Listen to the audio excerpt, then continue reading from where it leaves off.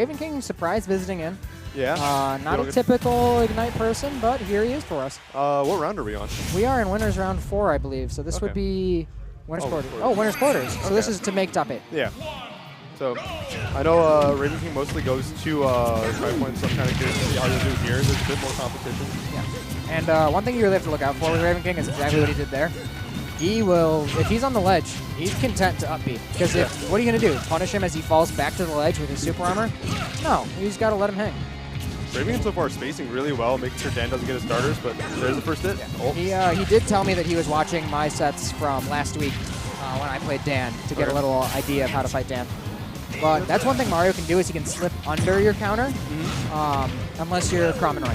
Crom and Roy have a little bit better of a time. There's a ton of iframes, too, on the up B, so you can actually get through it as well. So good job by Dan there to get through it.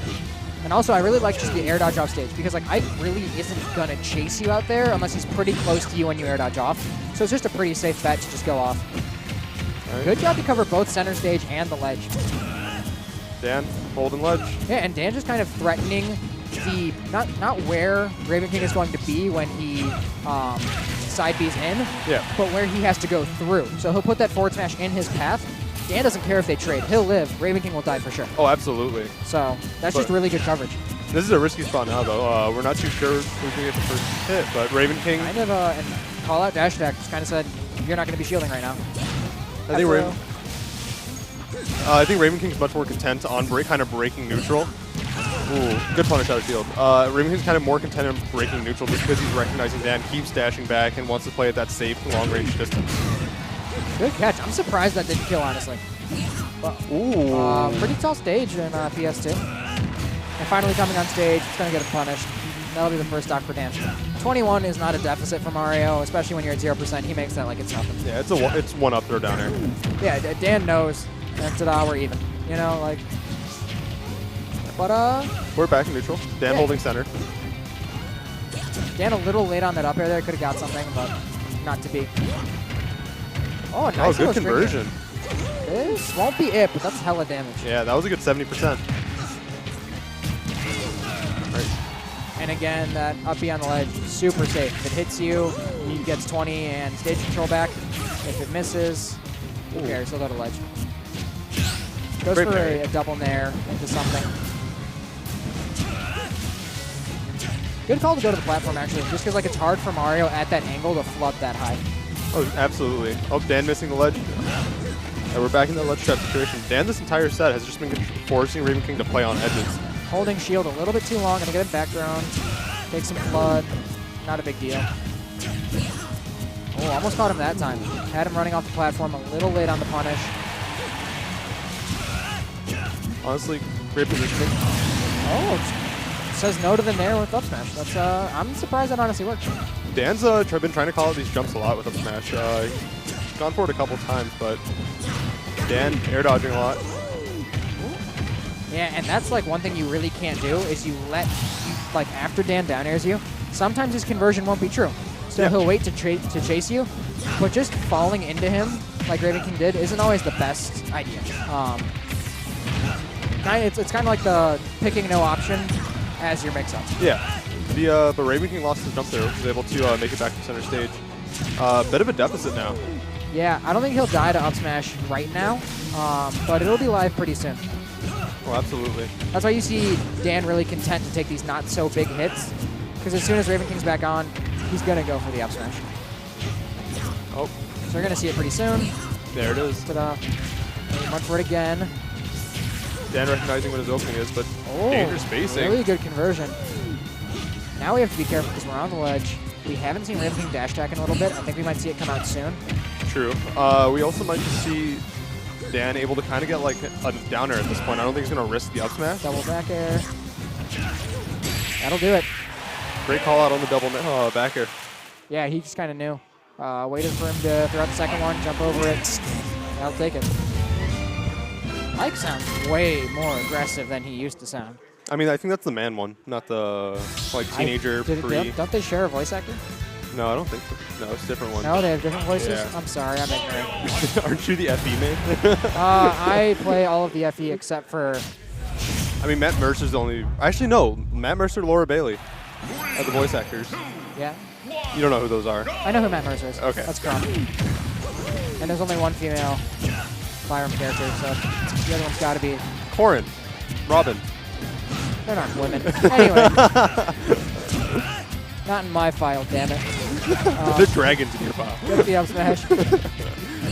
All right. Oh, and just waits for an up smash. That's kind of surprising because I wouldn't have thought that Dan would go for an up smash at such a low percent. But it might have been a misinput. He might have gone for a rising back air and just kind of slid into the up smash. yeah, it could be. Or like a rising up air. Exactly. All right. Ravenking is very patient. He's been getting these tomahawks, recognizing situations rather than kind of trying to space the aerials. And I really wish Dan would just sometimes he does like 2 up airs and he doesn't go for the up B. I really wish he would sometimes because you can just kind of do it. You know, you can kind of just say like, all right, this is like an extra 11%. You know, throw it up there. Something that I do like as well is Dan will sometimes just wait and then he'll go for the up smash and he'll just go for a regrab constantly. Like he'll choose to reset the situations over taking the up B. Oh, that's the Dan mix-up. He will just run at you and hold up smash. Yeah, you can grab, you can up B if your up B's fast enough. Yep. Just kind of got to be ready for it. Auto whiffed everything right now. Oh, and that was the time to up smash. A lot of spaghetti coming out. But Ravenking calling out the dash back with the full dash attack. Chasing him down, getting the stock. This isn't horrible though, because Dan can kill him relatively soon. I think at this point you're more worried about Ravenking kind of building up that deficit, able to survive that up smash. That should take it, yeah. Really good by Dan to mitigate the damage, and this is exactly where we were pretty much last game too. So we'll see how things turn out different. Oh. There should be a grab and some good damage coming out. Great reset on the platform. Yeah, gets the up tilt. Again, another 70% string-ish coming out. It was more like 50, but... Oh. Ravenking really going for it. Yeah, Ravenking well surpassed the deficit at this point. And set up a lot of good landing traps. He's kind of all over Dan right now. I like these nairs on platforms to kind of get him, build him up higher instead of trying to just go for the straight nair up air. But that almost killing. I think the next one passed it for certain. That will too. What you call it? Ravenking recognizing that Dan will probably up smash the moment he gets too close or kind of back air. Yeah, and like the biggest problem we're seeing right now is that Dan is getting kills much later than Ravenking. While they're relatively even in the neutral and keeping pace with each other, Dan's just not getting the up smashes that he wants. I do think that is part to Ravenking's spacing. He is kind of focusing on making sure he doesn't overcommit and is always in front of Mario instead of having to deal with that back air. But Ravenking's still surviving. It might also be just the weight. I actually think he wanted to F smash there. He just messed it up and got up smash because you saw Mario turn around. Oh, maybe. And it doesn't make sense for Dan to not have gone for the stronger part of up smash. Kind of wild from both players, just struggling to get off the platform.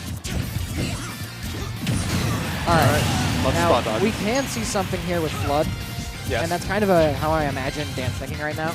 It's kind of like, I need to force him off and I need to get the Flood. So the situation we've been seeing, actually, when it comes to Flood is Dan will target center stage. That's going to do it, though. Yeah, Ravenking was sitting on that platform just to bait him in, and he's going to get it. 2-0.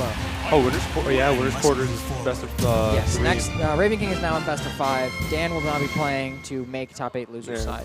Something that I kind of like wish we saw more was instead of Dan kind of charging Flood and threatening it, just running to the kind of the quarter of the stage and just flooding him while he was in a side B to kind of force him up and cause a ledge trap or just make him launch off to the other side. Yeah, the thing is like, the biggest thing is that Mario has to like show his positioning ahead of time. So like if Ravenking is charging like up here and the stage is over here, if Dan runs to ledge. I have to do everything backwards. I'm sorry, everyone.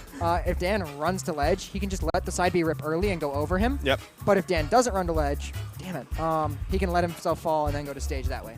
So that's it's kind of hard for